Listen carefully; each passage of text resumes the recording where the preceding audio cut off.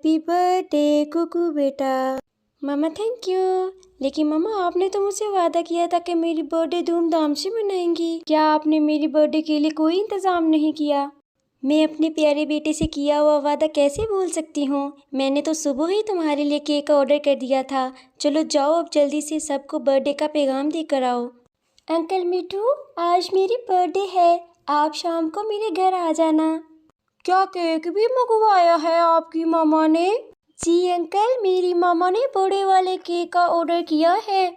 आप हरियाली आंटी को भी लेकर आना साथ। फिर कुकू वहाँ से चला जाता है। फिर वो कबूतर अंकल के पास जाता है और डॉक्टर बुलबुल को भी अपनी बर्थडे का पैगाम देता है। और उस सब को कहने के बाद वो वापस अपने घर चला जाता है। कुकू बेटा, सबको पैगाम दे आयो? जी मामा, गौरी आंटी और कालू अंकल के अलावा सबको पैगाम दे आया हूँ।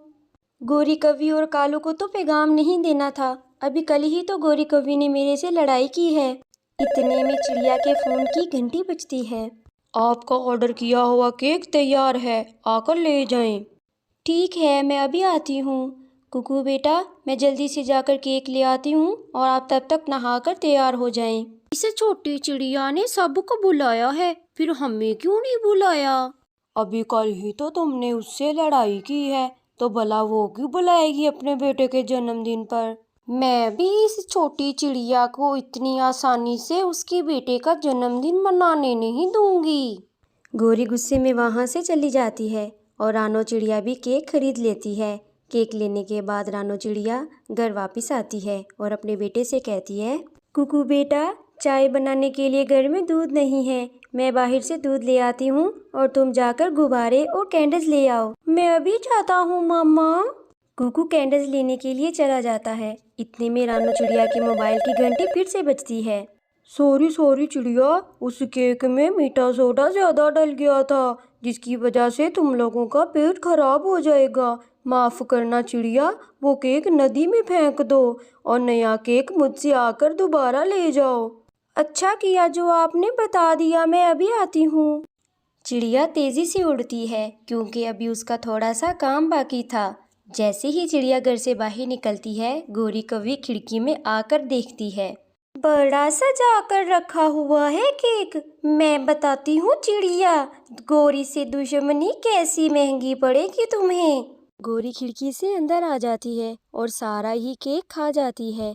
केक खाने के बाद गौरी जल्दी से वहाँ से भाग जाती है। रास्ते में रानो चिड़िया को कबूतर भी मिल जाता है। वो दोनों ही केक लेने के लिए इकट्ठे जाते हैं और केक लेकर वापस घर को आ जाते हैं। मैंने भी चिड़िया के घर में घुसकर उसका सारा केक खा लिया है। अब देखती हूँ कैसे मनाएगी अपने बेटे का जन्मदिन बगैर केक के। बहुत अच्छा किया तुमने जो उसका सारा केक खा लिया, लेकिन मैं नहीं बोलता तुमसे, मेरे लिए क्यों नहीं लेकर आई केक? कालू जी, आपको तो पता है ना, खाने वाली चीज देखकर मेरा हाथ नहीं रुकता। मुझे तो पता ही नहीं चला कब सारा केक खत्म हो गया। कुकू बेटा, पहले वाला खराब केक किधर चला गया है? मामा, मुझे तो नहीं मालूम, मैं तो गुब्बारे लेने चला गया था। फिर जरूर कालू कौवे या गौरी कौवी ने केक चोरी करके खा लिया होगा। अब पता चलेगा दोनों कौवों को जब उनका पेट खराब हो जाएगा। शाम होते ही सारे परिंदे रानो चिड़िया के घर जमा हो जाते हैं। रानो चिड़िया ने बहुत अच्छी डेकोरेशन की हुई थी। सारे पंछी बहुत ज़्यादा खुश होते हैं। कुकू, ये रहा मेरी तरफ से तुम्हारे लिए गिफ्ट। ऐसे सब अपने अपने गिफ्ट कुकू को देते हैं। कुकू बहुत खुश था। कैंडल जलाई जाती हैं। मैंने खाने का भी इंतज़ाम किया है। केक काटने के बाद मैं तुम सब लोगों को खाना दूंगी।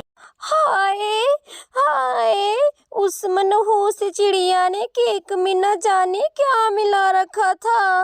मेरे तो पेट में बहुत दर्द हो रहा है।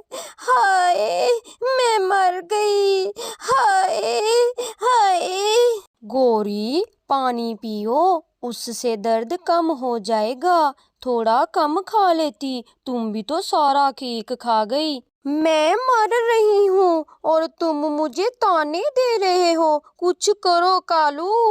डॉक्टर बुलबुल भी चिड़िया के बेटे की बर्थडे पर गई हुई है। चलो आओ मेरे साथ, उससे जाकर दुआ लेते हैं। कुकू केक काटता है। Happy birthday dear Kuku.